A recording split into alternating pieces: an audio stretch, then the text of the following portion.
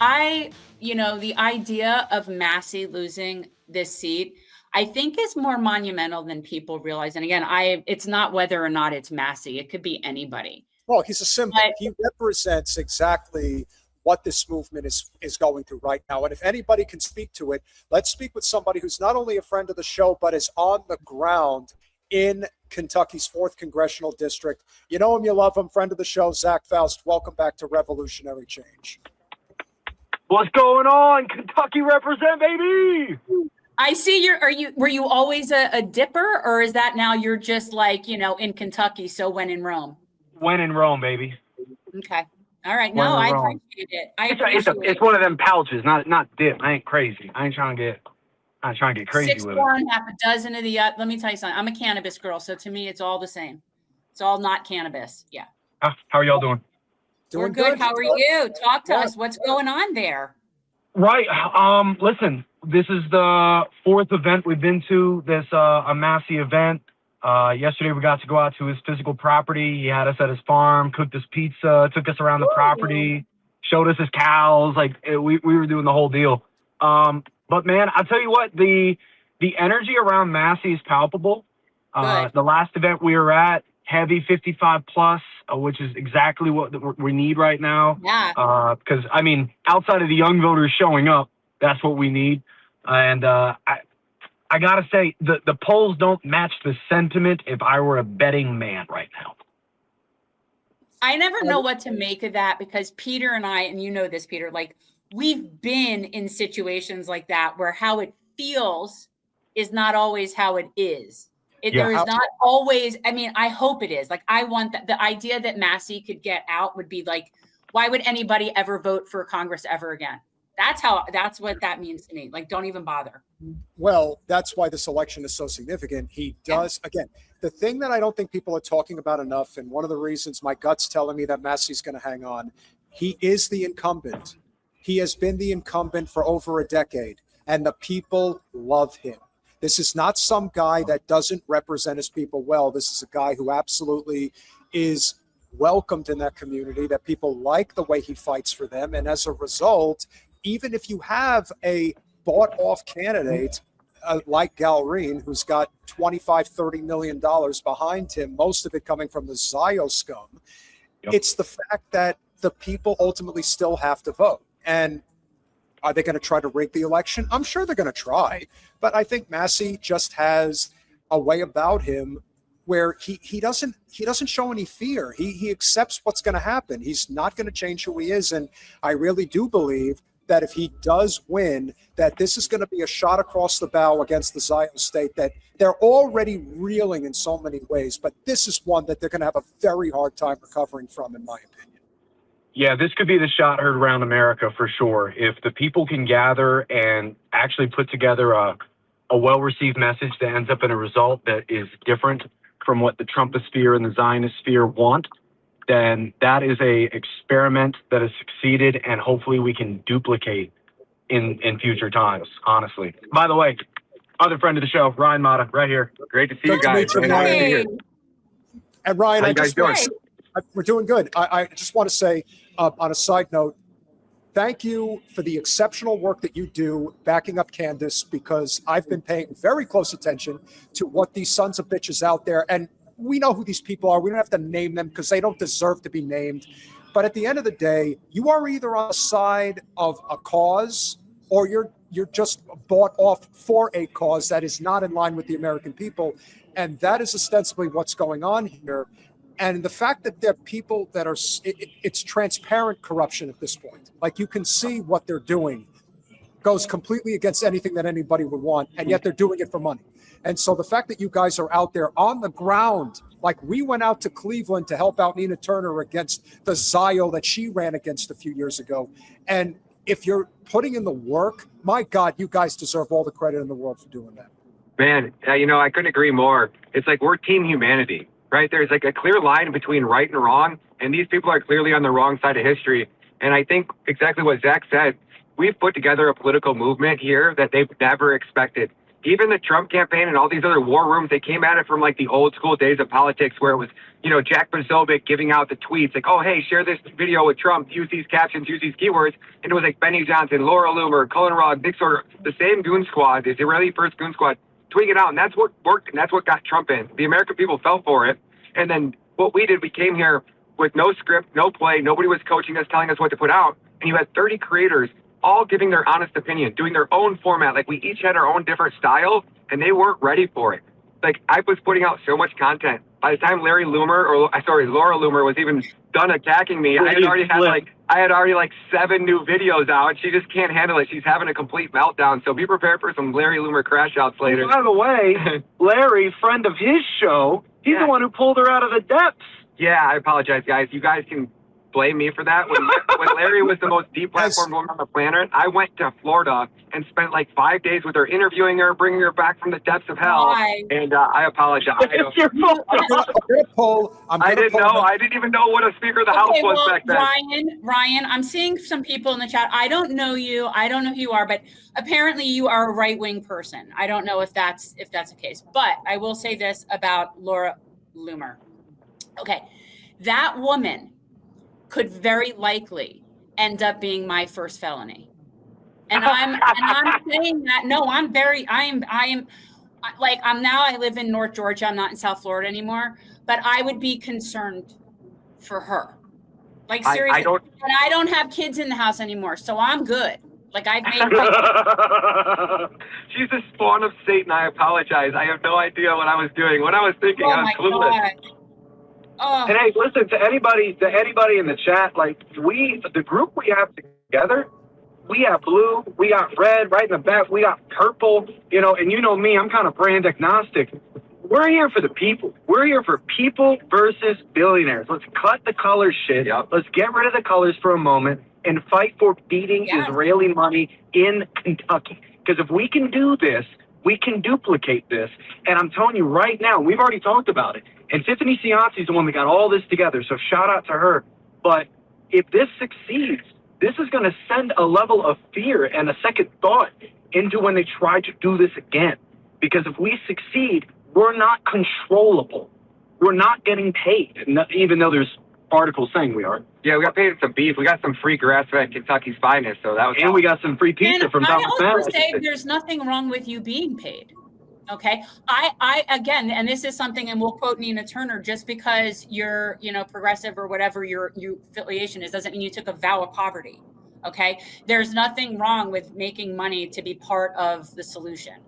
You know what I mean? Like it isn't, I mean, like I hate when people say that there's like something evil about that. We all know the difference between making money and being a grifter. We do. Right. We know it. Yeah. A business versus a shill, for sure. Yeah, and like you said, I think this should be organized at a level where it could be paid 100%. But this time, we just wanted to do it all for free, just to show that we're willing to do it. If the American people have to do it to save our country and do it for free, we'll do it for free. But if we can organize to get paid and put a coalition behind this, let's do it. Let's do whatever we have to do to fight to take our country back. And like Zach was saying, there is no, you call me right. I thought that I was right. But I think that's what they used us, is these identity politics to divide us, when at the end of the day, we're all Americans. We might believe in things different, but we used to have this thing called the vote. And when the majority of people were on one side of an argument, that was just it. You had to suck it up, whether you liked it or you believed something different. It didn't matter, because the majority should rule, you know? So that's always my argument with the anti-choice people. When I talk to people that are the Catholics or whoever they are, that they don't believe in a woman's right to choose, I say, well, unfortunately, you're not in the majority on that. So that's one of those things where if you support the concept of a republic and some semblance of democracy, you have to understand you're not always going to get your way. And on the flip side of that, the issue of constitutional rights, particularly the right to bear arms. The overwhelming majority of this country supports your right to own a gun. And unfortunately, there are way too many people who think it's their right to tell you, no, you don't have that right. And so the thing where I think there's a lot of crossover, particularly between, we've talked about this with Zach, and we'll tell you now, Ryan, there's a big crossover between progressives and libertarians on a number of very key issues, such as our civil liberties and foreign policy. There really is this need to coalesce around this America First movement. And despite what they're going to try to paint it as, and you're probably noticing that some of these scumbags out there that are affiliating with Gal Reen and doing whoever the hell that lady is that's calling herself an America First Works event, you know that their level of desperation is palpable at this point. Yeah, they're so desperate at this point.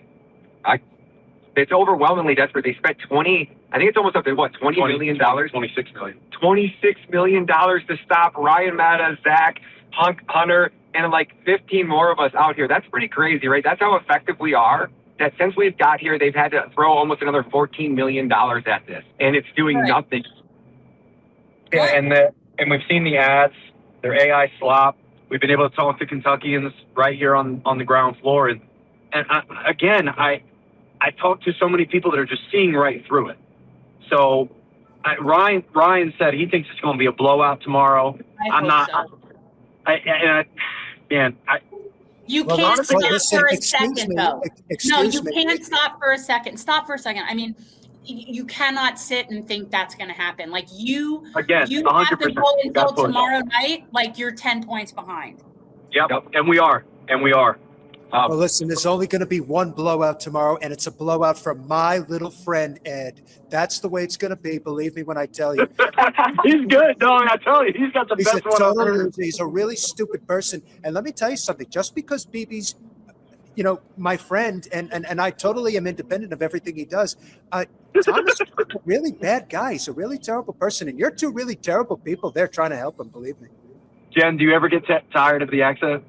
I don't love it, and people know I don't love it, but a lot of people like it. So it just is what it is. I mean, and the truth is, he does some of them really well. Like he's gotten really. Oh, he's good. one of the best. He's one of the best. Comment if Peter should continue with the accent. And can I say one thing too? You know what's going to be interesting is how the court of public opinion would change when we stop allowing our government to take our tax dollars, funnel them into these NGOs, and then use these NGOs to force ideology upon our citizens. It's like the way, and I watch this, I've traveled to 24 countries, I've investigated all of these regime changes where our government goes into these foreign countries and they use networks of NGOs to funnel in billions of dollars, and then they force things like LGBTQ rights, drag queen story hour in these schools, like nobody wanted it, and that's how it happens, and it's been, all of our intelligence agencies at this point have now been taken over by a foreign government, and they're being weaponized against us like we used to weaponize them against these other countries to keep them in basically perpetual states of poverty. And then once you keep them into a perpetual state of poverty, you end up taking the middle class completely out of the equation, which you're seeing in America. There's this wealthy group, and an analogy like this, in the 70s, Zach was saying like a man working 40 hours a week at minimum wage could buy 1.76 ounces of gold. Today, that same man on a minimum wage paycheck can only buy 0.06 ounces of gold.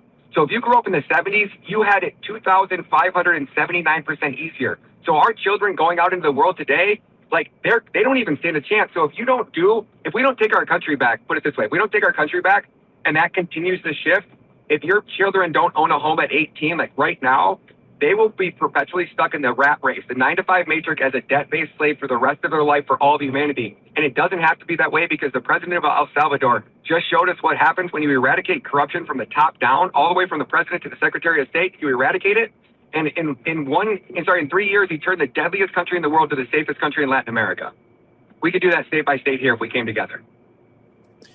Well, I mean, isn't he doing that by like public executions and stuff? I mean, we could just He's never killed anybody. El Salvador another time. We could table that. Well, you are a big fan of Costa Rica and afraid of what the Zions may be doing there. I am a huge fan of Costa Rica, but Costa Rica also doesn't have a military. It's Pura Vida. Let me tell you something. They're hanging out in hammocks with goats running around. Life is good in Costa Rica. So you have a 900% higher probability of going on vacation in Costa Rica and being killed and murdered than you do in El Salvador on a daily basis.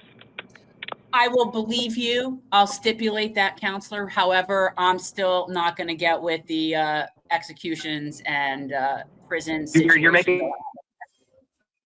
Oh, is it my alarm? No. Oh. Wait, what? I live there. I'm moving my whole family down there. I have documentaries out on El Salvador, so.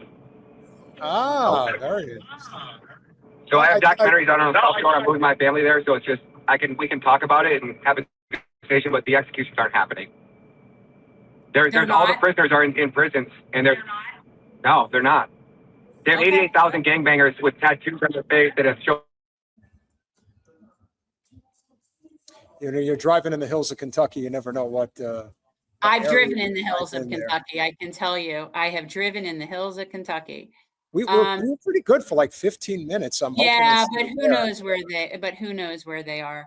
No, The thing I'm going to work on with these kinds of people that you bring into my life, I feel like, you know, we have the same thing regarding we don't want our money and our resources going to they should.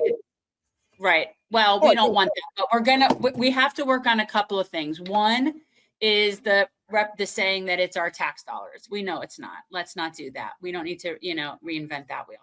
But the other thing is that we need to all understand, though, is that once we get to this agreement that we want America first and we don't want our resources going to Israel, that's all fine and dandy. But until they all then take the next leap to free Palestine and that Palestinians are worthy of self-determination, as are other groups around the world, then we're only going to get so far with the whole America first thing. Oh no, I agree. But I do think that my thing with that group is we gotta work on that. Yeah, and we are working on that, and I think that is very important. And listen, I would imagine that Ryan is probably going to try. Ryan and Zach are going to try to get back in here. Here we go. And here they are. Hopefully, we'll see. It's still off, but again, like I said, the fact that they have been able to get through here, and Lord knows they've got more events to work, through. So are they there with like a whole group of content creators? Yeah, apparently. Well, I think it's like a few of them that are there, and then obviously they're there helping out on the campaign. You know, Massie did a big rally the other day. Rand Paul came out for him and did a big event for him. And there were a few others that were there. Lauren Boebert, to her credit, you know, people can make fun of Lauren all they want, but she did come to the district. And apparently Trump went after her very hard. And she was just like, I don't care what he says. I'm doing what's right. I'm supporting Massie because he's America first. And that's it. And you got to give credit where credit's due.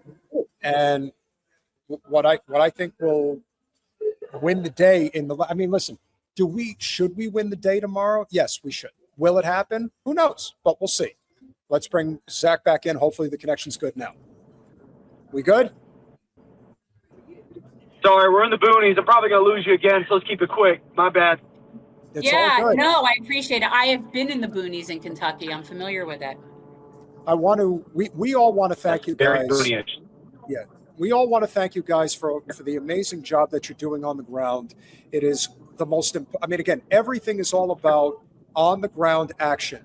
That's why I've told you, I say to everybody, if you want to stop the Israel cause in this country, people need to be on Capitol Hill all the time because the Zionists are there on Capitol Hill all the time fighting for their cause. So it is incumbent upon us to do the same. And if Massie wins the day tomorrow, I agree, it'll be a shot across the bow that we haven't seen in quite some time. And it's something that I think as a collective in this country, we desperately need right now. And here's hoping that. And I'll say one last thing before we probably lose out again. I'll probably just dip for sake of quality of the show after this. But we all got invited to Massie's property yesterday. He's cooking us pizza out of his pizza oven. He's telling us about how, you know, he's built his house from the ground up, from scratch. He's got 60 plus solar panels. He's got cows. He's got chickens. He's living on 1,500 acres. He doesn't need this. He doesn't need this. No. And that's where me and Bobby Sauce are in the car with him. We're just like, why are you even going to DC?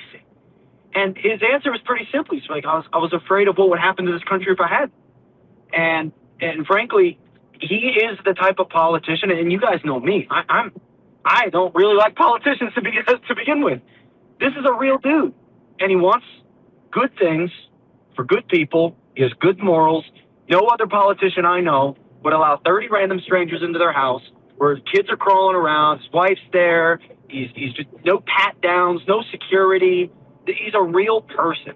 And I think morality is a far and few things to find on Capitol Hill. You can find it with him. That's why we're fighting for him.